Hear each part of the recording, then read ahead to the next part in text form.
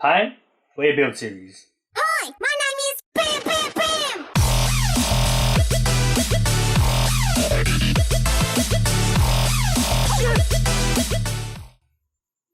Hi, my name is iRock, and you're watching my YouTube channel, iRock RC. Alright!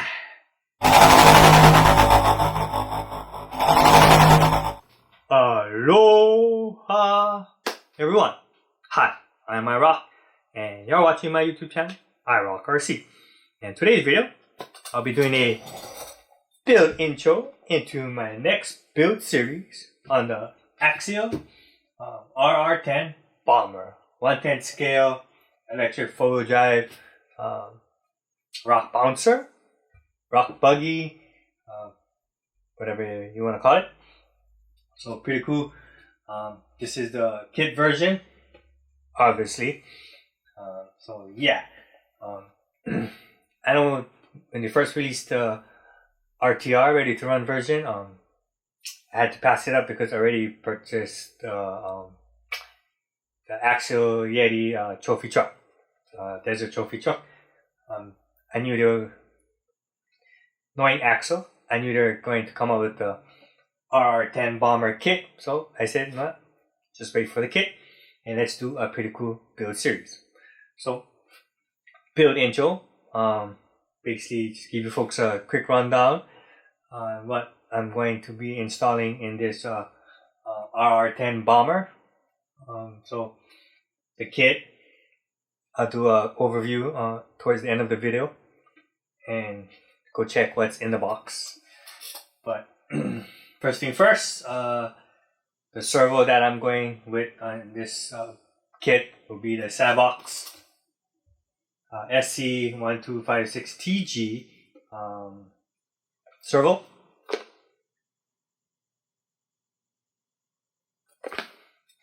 Specs, it has about 0.15, the speed is 0.15, and the torque is 20.0 kilograms per square inch, or 277.7 ounce per square inch. So a pretty decent amount of torque, not really decent, a pretty good amount of torque. More than what you normally need in a crawler, rock bouncer, scaler. So yeah, it shouldn't be a problem making the turns. So yeah, Sabox SC1256TG servo. And then for the brains, I'm gonna go with the Tiken RS Gen 2 ESC, sensorless, brushless ESC. Pretty cool ESC. This has a turn limit. I think the lowest turns you can go is 8.5 turns.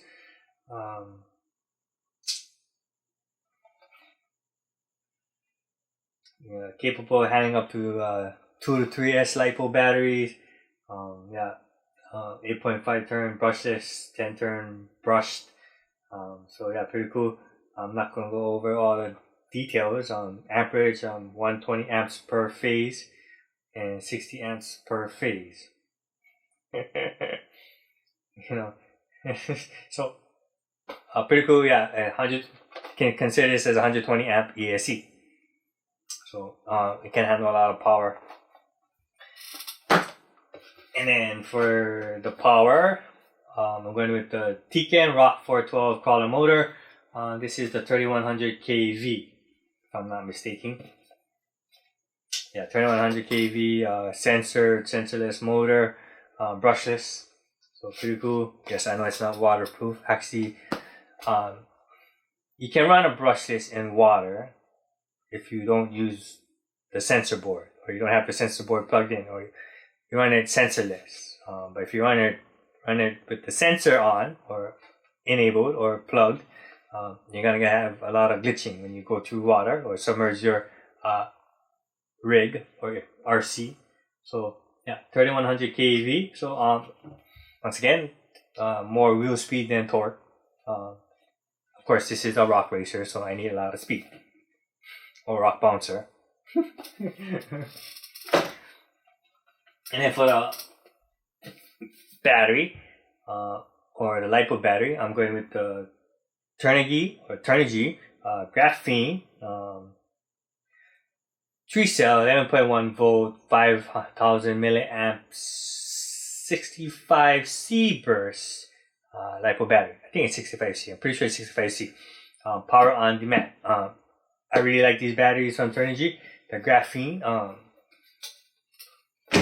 If you folks have watched my Axial RR10 2000 Jeep Cherokee kit first run video, I used the Turnigy 5200 milliamps 3-cell LiPo battery 15C burst.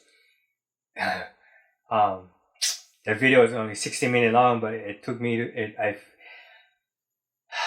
filming and runtime on that Axial RR10 was over an hour, and the final voltage when I checked it was at 12.1 or 12.2. That's pretty good. I still had a lot of juice left. Yeah, usually a 3-cell it's fully charged at 12.6. So and then safe zone LiPo voltage is about 11.1. So yeah, I mean, probably only use about a quarter of the juice and still had 3/4 left. So that long-lasting battery,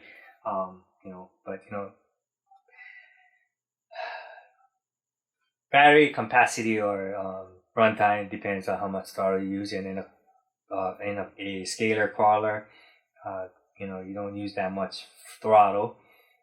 You pretty much slow crawl, so yeah. But that's still impressive. I have used other batteries, even with bigger milliamps. I'm not going to name other manufacturers, but they haven't given me that much runtime. Believe me, and it's Turnigy's is probably like at least half the cost, or it could it's at least half the cost of most brand name batteries, or even 3/4 the cost, and it's still runtime. I think that's what all that matters. I don't really care about bursts, because it's most important. If you want power, the higher the volts, the more power you're gonna get. That's my IMO. So next is to control or and tame that power, and just RR10 Bomber. I'm going with the Futaba 4PXR. Yes, the Futaba 4PXR. I know, I'm a Futaba guy. I like Futaba. Can't go wrong with Futaba. I'm not going to go into all details with the Futaba and 4PXR. I like this radio, this transmitter. It can handle all different types of frequency, or is compatible with all different types of frequency. T-F HSS, S-F HSS, and fast FASST, which is high frequency, great for distance, and the tower is pretty expensive. They're high-end brand. If I was to spend a little extra on something, it would be my radios. I know radio is radio, but believe me, I used many different radios, and I always seem to go back to the Futaba.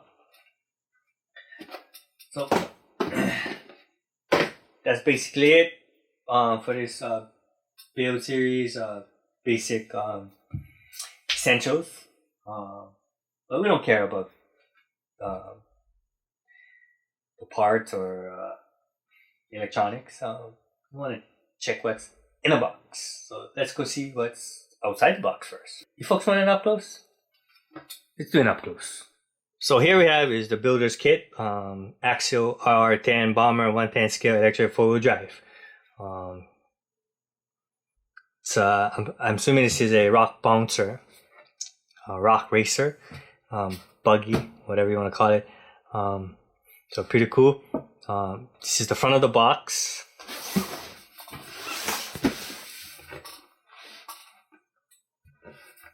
Here we have is the back of the box. So 110 scale electric 4-wheel drive kit.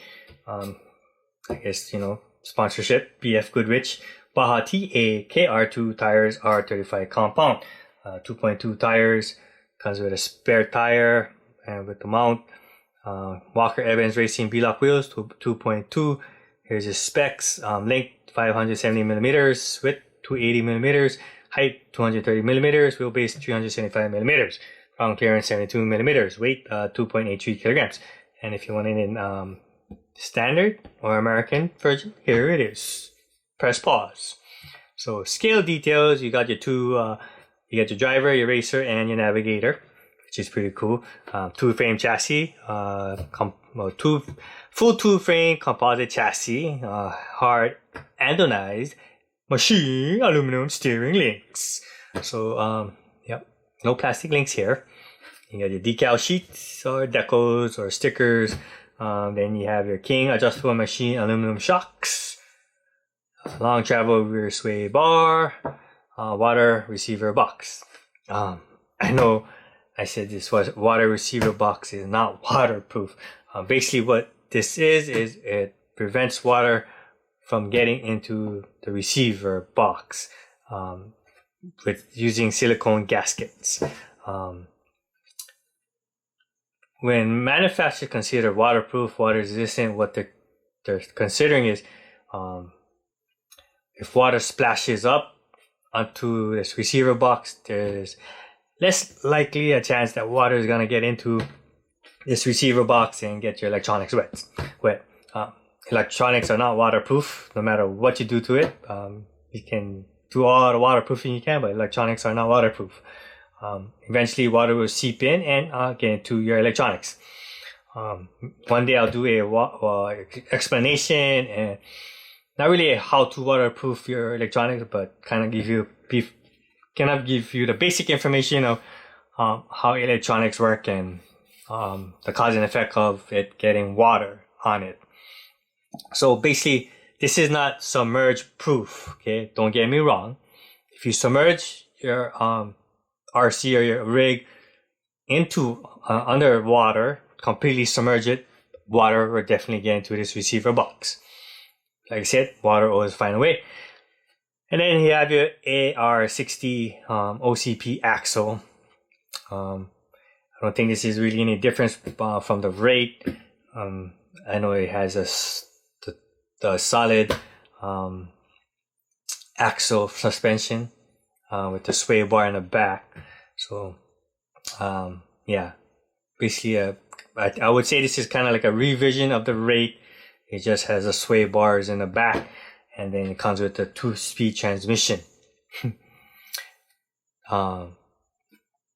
Capable of 2-speed. You only have 1 speed. You have to buy an upgrade to be able to shift gears.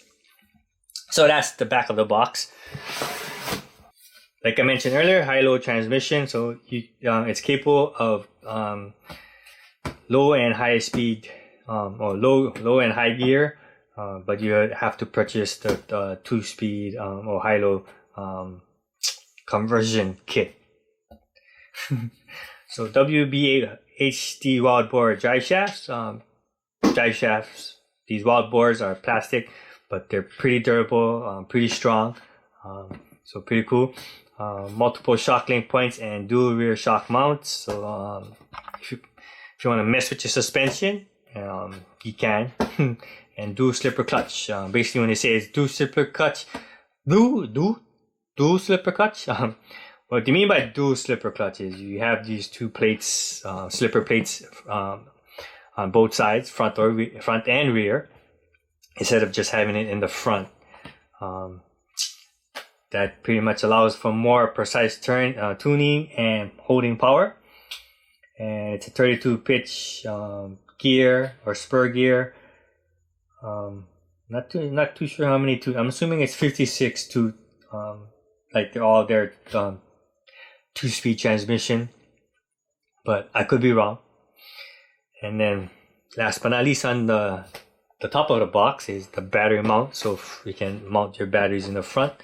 Not too sure how big, or doesn't matter. Hopefully my Turnigy fits in this battery box. So that's the top of the box. Here's a picture of the side of the box. Pretty cool production shot. Yeah. So you have all your sponsors on the right side.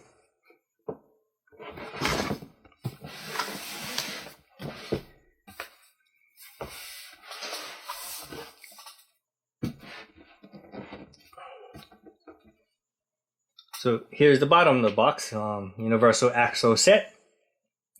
Hard anodized machine, aluminum threaded links, stronger steering knuckles, easy access to electric components, and then aluminum lower link plates to give it more strengthened links so they don't bend as much. One thing I would like to say about Axial, I'm not too sure about this kit, but from my experience with the Axial SCX-10-2, they stepped up their game in the plastics. Then they're up. It seems like they went to a higher grade plastic. Instead of C, they went to A. So for awesome. So yeah, and I know with my experience with the SCX-10-2, they did away with those threaded screws. I can't think of it on the top of my head. I mean, no, they use threaded screws, but it's those spaced out threaded screws. They went with all multi-threaded screws. So it's just pretty cool. What that does is you're less likely to over thread it. So yeah, pretty cool. So hopefully this kit uses the same type of screws, 100%. But when I go through the build process, I explain what I'm trying to say. It's just like, there's screws, and I don't think they have any particular name for those screws. And then this is the picture of the other side of the box. So yeah, pretty cool. That's it for this video. Like always, I'd like to thank all my subscribers and viewers for supporting my channel and watching my videos. Yes, without you folks, there'll be no iRock RC. I appreciate every single one of you from the bottom of my heart. So, till my next video, guys, take care and God bless, and aloha, shaka, and I'm out. Hi, my name is Bam Bam Bam!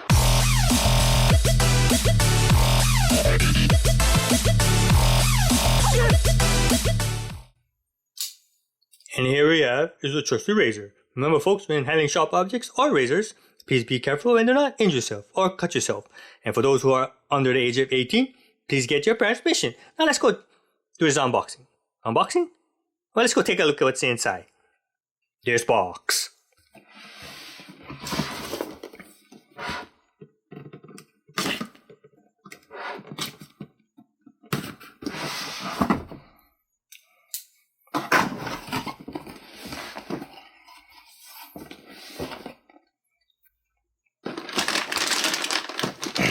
So first we have is plastic bag 1. Bag A, B, and plastic 1. So bag A and B is the hardware.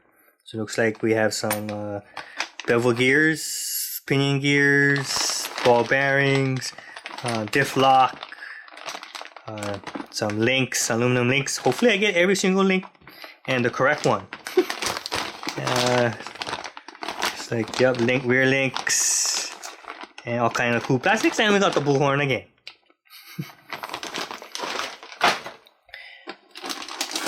And then we have this plastic bag 2 with hardware bag C and D. So looks like we have some shock, shafts, body, caps, shock oil, ball bearings again. It's like some, just like receiver box, all kind of goodies. So we're gonna do some transmission housings. So pretty cool. And then we have this plastic bag 3 with hardware E and F. So it's like we have the tube chassis,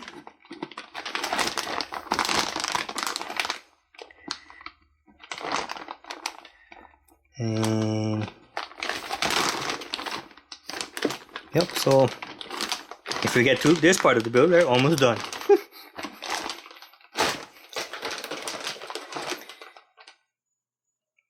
And then we also have this bag G.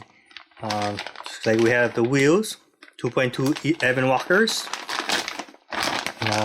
You have to glue them.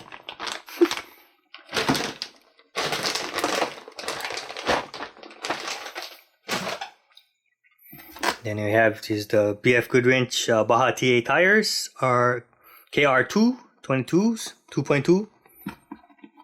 This one doesn't feel as sticky as the SCX-10-2 tires, but not too bad, not too shabby. So 4 of them, oh no, 5 for the spare. See, 1, 2, 3, 4, 5. And then we have the body panels, clear. And then we have our driver and navigator. If anybody has any suggestions that what color I should paint this RR10 Bomber, please comment below. And then last but not least, we have the instruction manual. Remember folks, when assembling or operating your Axial RR10 Bomber, please read the instruction manual. So yeah, we also have Loctite and grease. Why don't you Loctite or grease your screws or your gears? Interesting. Double-sided tape and pins and screws, and then your decals, decals, stickers. Oh wait, I do have one more thing.